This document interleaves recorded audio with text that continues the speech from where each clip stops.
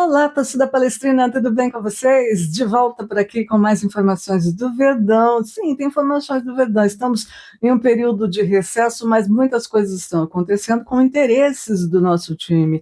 Então, vamos falar a respeito do Nino, do Thiago Almada. Ah, Renata, de novo. Sim, praticamente finalizando as novelas, tá? Vamos falar também a respeito da revolta da torcida, porque o Ancelotti não chamou o Andréas Pereira. Pois é. E o Paulinho, como é que está? Sim, vamos falar tudo isso e estamos aguardando também, né, os jogos da seleção começarem na Copa. Enquanto isso, em jogos amistosos, em jogos aí preliminares, a gente vê que tem algumas coisas que precisam melhorar, né? Mas, por enquanto, não vou comentar sobre seleção brasileira, não. De qualquer forma, deixo seus palpites aqui a respeito do que está rolando, que eu quero saber. Bom, bora para as informações de hoje.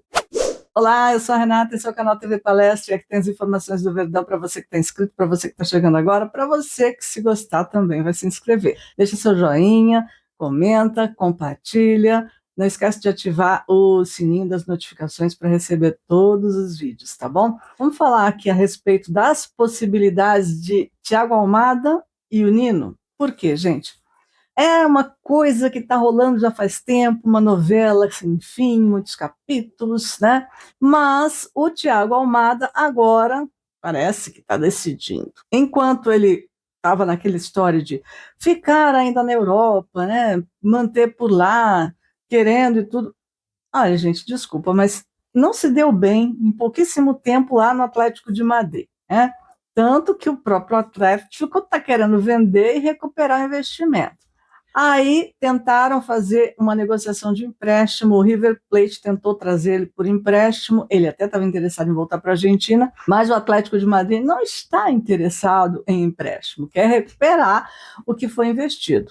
E, embora o Palmeiras tenha feito aí algumas ofertas, algumas buscas, talvez não tenha sido muito incisivo, mas agora o Thiago Almada mostrou-se interessado no projeto do Flamengo.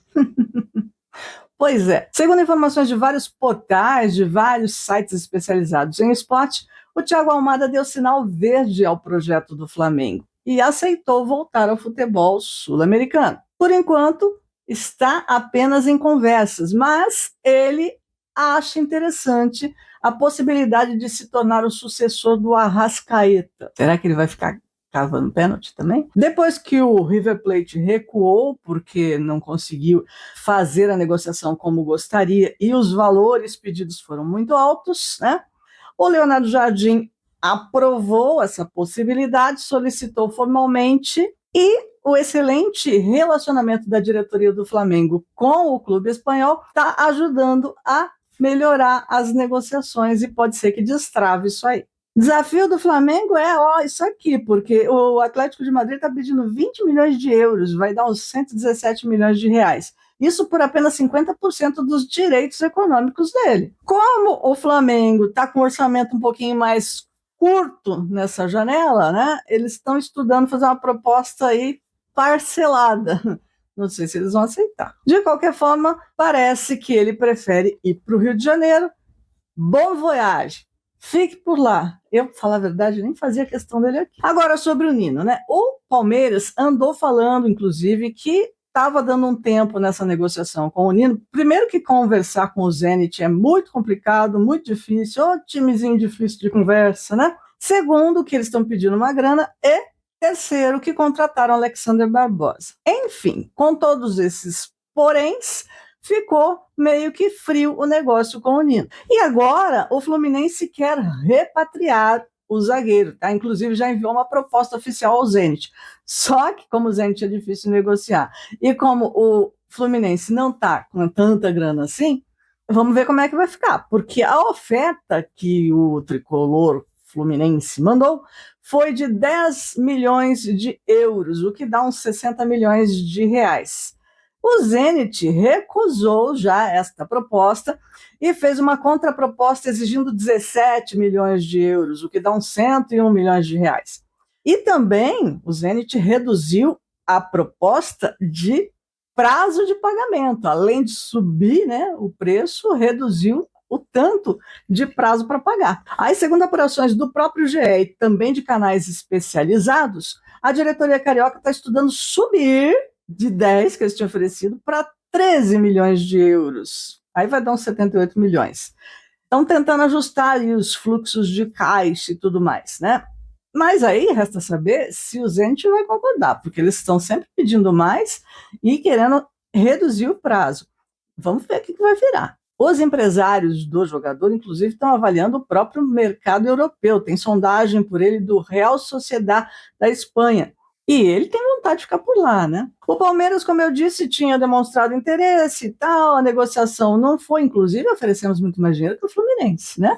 Mas, agora que a gente está com o Alexander Barbosa por aqui, o Palmeiras deu uma esfriada nessa conversa. Vamos ver o que vai acontecer, porque o Fluminense está indo atrás. E se tiver mais mudança nessas novelas, eu conto para você, né? Porque eu acho que ainda vai render uns capítulos. E sobre a mudança na seleção brasileira. Sim, a torcida do Palmeiras não gostou, eu quero saber a sua opinião, porque eu vi aqui alguns torcedores na internet reclamando a respeito da substituição que o Carlo Ancelotti resolveu pôr no lugar do Wesley, que teve que deixar a Copa, né? Ele decidiu convocar o Ederson, volante do Atalanta, e o pessoal da nossa torcida achou injusto com o Andréas Pereira, dizendo que ele teria muito melhor desempenho. Um torcedor escreveu aqui no X: acho que são funções diferentes. Andréas é mais avançado que o Ederson.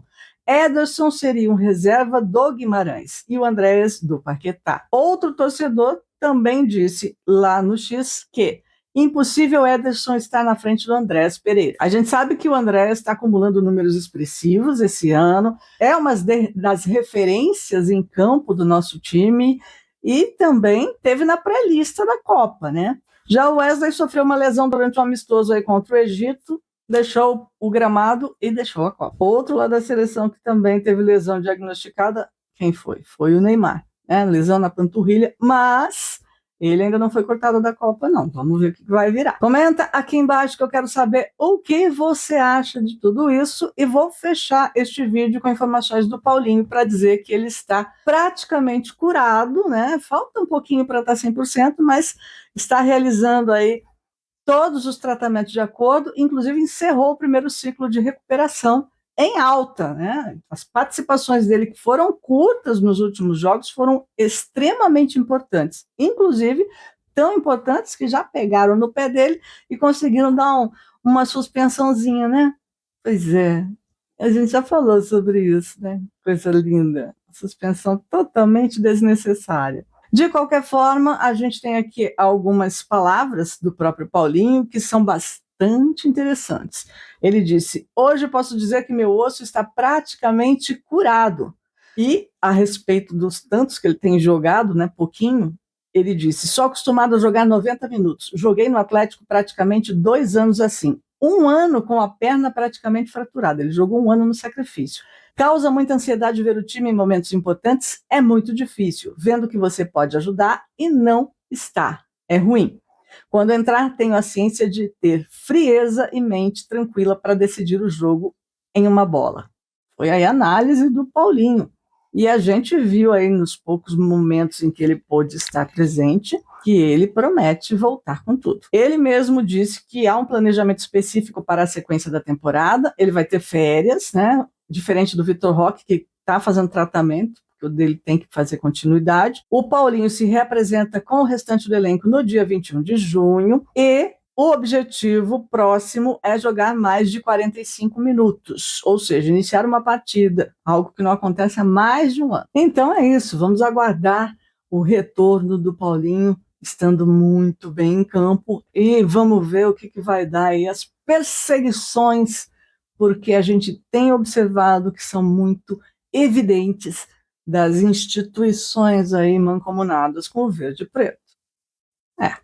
Gente, eu andei perdendo vários inscritos, porque eu tinha vários inscritos aqui, eu imagino que ainda tenha, que não são palmeirenses e que vieram aqui ao canal numa época que vieram me ajudar, muita gente, e eu agradeci muito e eu continuo agradecendo muito a todo esse pessoal. Mas quando a gente fala a respeito do nosso time e das coisas que estão acontecendo, a gente tem que falar a verdade. E a verdade, para mim, é essa.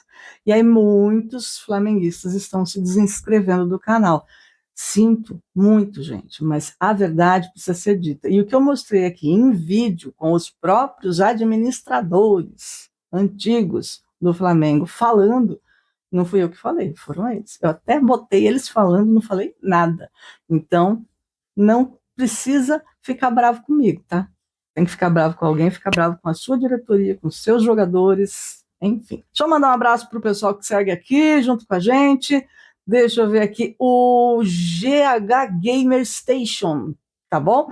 O Regis Santos, o Zaca 007, também a Rosana Costa, a Nica de Cafezal do Sul, e o pessoal todo que acompanha a gente aqui nesse canal. Espero você no próximo vídeo, em todos os vídeos, e também na lojinha aqui do canal, se você precisar fazer qualquer compra, e também no nosso clube de membros, porque vai ter sorteio por lá, mas você precisa participar do clube para poder ganhar alguma coisa, tá? Então dá uma olhadinha.